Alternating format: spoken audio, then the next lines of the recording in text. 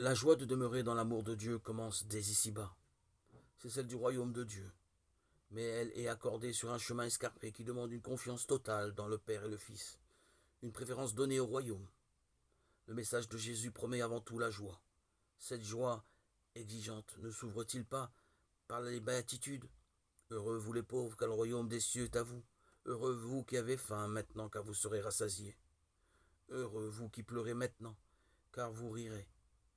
Mystérieusement, le Christ lui-même, pour déraciner du cœur de l'homme le péché de suffisance et manifester au Père une obéissance filiale sans partage, accepte de mourir de la main des impies, de mourir sur une croix.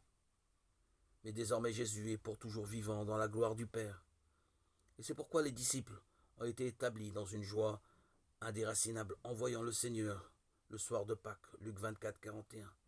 Il reste que, ici-bas, la joie du royaume réalisée ne peut jaillir que de la célébration conjointe de la mort et de la résurrection du Seigneur. C'est le paradoxe de la condition chrétienne qui éclaire singulièrement celui de la condition humaine. Ni l'épreuve ni la souffrance ne sont éliminées de ce monde, mais elles prennent un sens nouveau dans la certitude de participer à la rédemption opérée par le Seigneur et de partager sa gloire.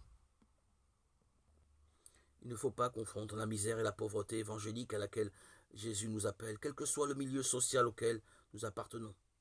Le bonheur est l'héritage du pauvre qui sait que sa seule vraie richesse est Dieu lui-même. Tout est à lui. Tout ce qui nous empêche de dépendre de lui est un obstacle pour notre liberté intérieure et une fausse sécurité.